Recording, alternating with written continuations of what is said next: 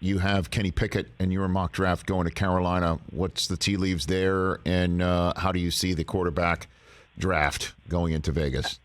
I think it's pretty bleak as far as like names surging up the draft board, and if it's not to Carolina at 6, I have a hard time finding another team in the top 10, and then we start bleeding down into the teams and even to 20 at the Steelers, where they've been singing praises both externally and off the record about Mitch Trubisky since he's gotten there. So, Rich, I think that's really interesting. Like, I've got Pickett going 6 to Carolina. I don't think I'm going to change that. I think they do need a quarterback that they draft that they believe is their pick, and I think Pickett makes a lot of sense to them. But, gosh, I don't have a team that's banging down the doors for Kenny Pickett that I know of. Carolina included, my sources there, I haven't heard them say, like, we love Pickett.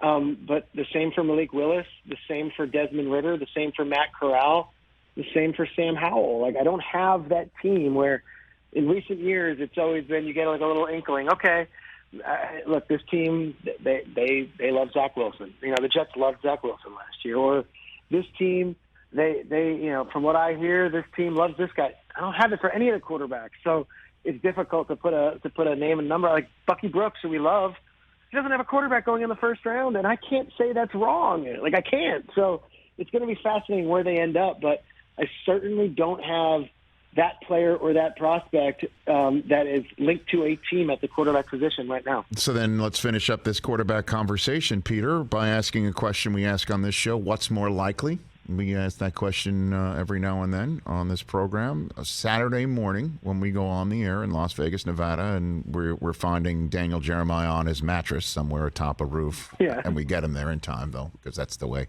the happy ending happens. On Saturday morning, what is more likely? We're talking about Baker Mayfield and his new team.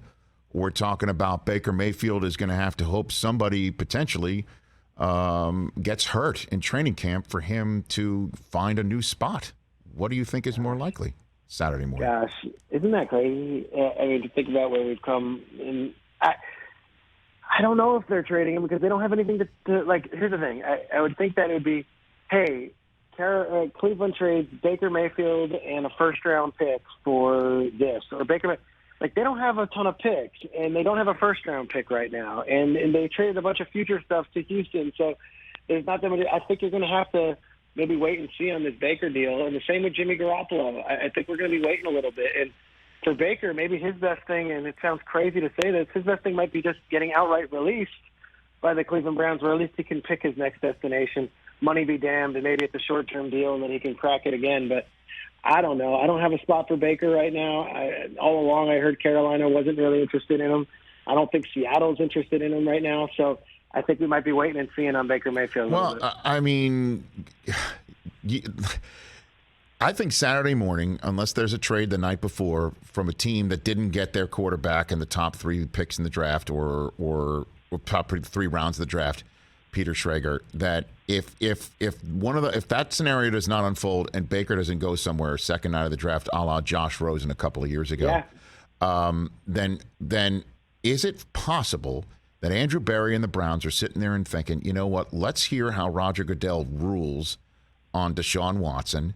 Let's hold on to Baker and sort of, hand him a rose in our basement library and hope he comes around, like Beauty and the Beast. I'm honest, I know that's like, what is going on here? Is it possible that the Browns hold on to him and not release him? I don't know. Knowing Baker, I don't know how that can. And again, there's a host of teams lining up for him. So I understand. It seems like he's in a rock and a hard place there, but I feel like the toothpaste is out of the tube, and every bridge has been kind of burned based publicly on their statements. Now, can you mend that? Yeah, we could find a way and say, hey, tail between our legs. We're sorry, man. We know it seems like it was pretty screwed up, but we did this, and we still need you. And, gosh, for your value, what if you come in here and kill it, and then we can, hit free agency, and you can make a huge killing next year with a new team because you showed what kind of guy you were. There's a million ways we can spin it, but I can't see Baker wanting to play for the Browns ever again. I know that, but what's going to happen, right? Like, honestly, the next week, if it doesn't happen for Baker, that next step is a Lulu. It could be a long time. Like, who makes trades for quarterbacks using next year's draft pieces in May or June? Nobody. Like, I don't remember anything like that happening, right? Like, so. No. And, like, even that Josh Rosen trade was for the 62nd pick in the draft, if I'm not mistaken. And people were freaking out. Like, you only got a 62nd in the draft. Like, the value of Baker is not what people might think. Like, they're not getting a first or second round pick for Baker right now, I don't think. I feel like at this point, you're looking at the valued, piece, and I don't think Cleveland's looking to trade him for 20 cents on the dollar. They might as well just release him at this point and let him do the right thing, which is just crazy. Hey, you watched all the way to the end. Thanks for that. Watch more right here.